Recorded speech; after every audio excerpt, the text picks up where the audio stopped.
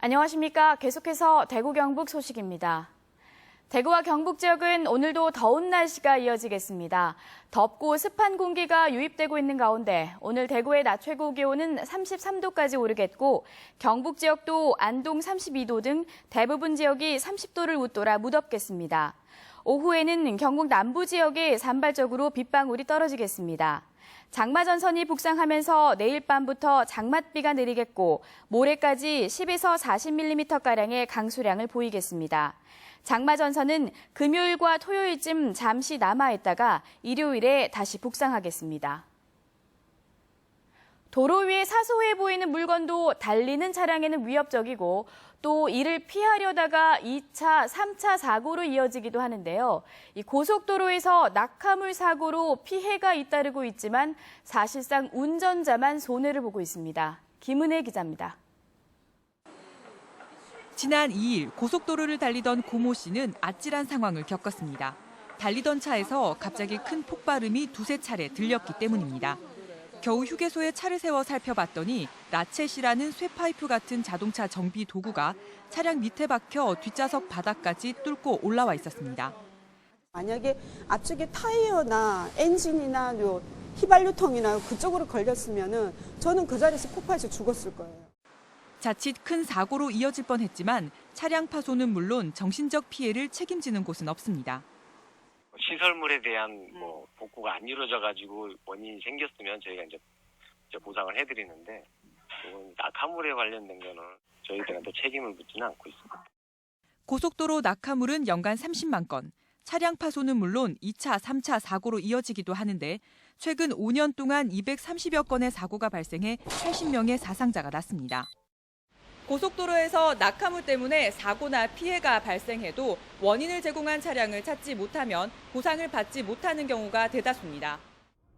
피해 운전자들이 고속도로 관리 주체에 소송을 제기하기도 하지만 승소율은 한 자릿수에 불과합니다.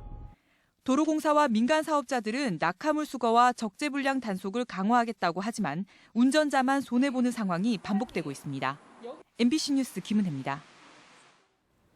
대구시가 만 12살 된 여학생들에게 자궁경부암 예방접종을 무료로 실시합니다. 대구시는 2003년 1월 1일부터 2004년 12월 31일 사이에 태어난 여학생들에게 오늘부터 주소지에 상관없이 가까운 의료기관이나 보건소에서 자궁경부암 무료 예방접종을 실시한다고 밝혔습니다. 접종 대상은 약 2만 3천 명이고 6개월 간격으로 2차례에 걸쳐 접종을 받게 됩니다. 의료를 목적으로 대구를 방문하는 외국인들을 위해 대구시가 보험을 무료로 가입해 줍니다. 대구시와 동부화재는 오늘 오전 의료관광 안심보험 협약을 체결하고 앞으로 1년 동안 외국인 의료관광객의 모든 상해 등을 보장해 주기로 했습니다.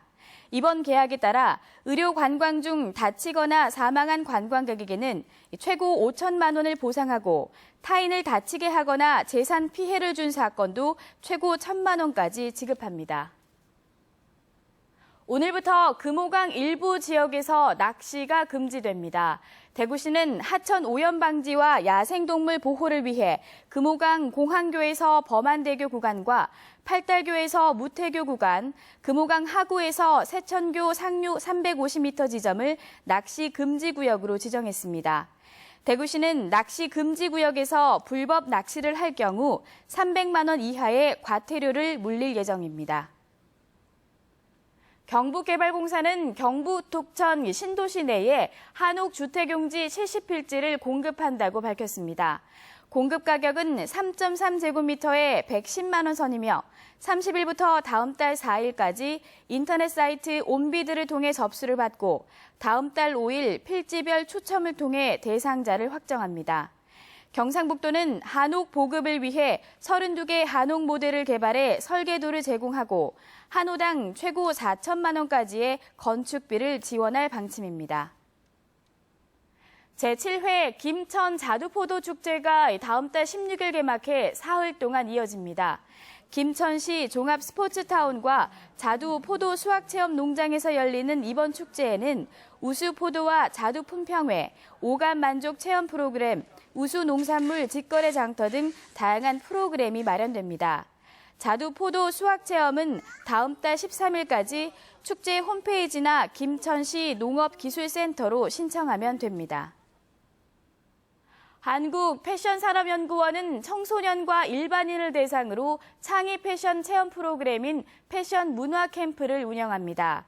다음 달 초부터 8월 초까지 운영될 패션 문화 캠프는 하루 4시간씩 사흘 동안의 프로그램으로 뜨개 소품 만들기와 에코백 꾸미기, 가죽을 활용한 소품 만들기 등으로 진행됩니다. 한국패션산업연구원은 오늘부터 30일까지 인터넷 홈페이지를 통해 참가자를 접수합니다. 대구시가 장마철을 틈탄 수질 오염 사고를 예방하기 위해 오늘부터 2달 동안 특별 감시에 나섭니다.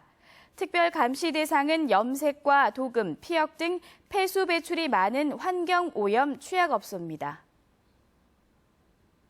네, 이상으로 생활 뉴스를 마칩니다. 고맙습니다.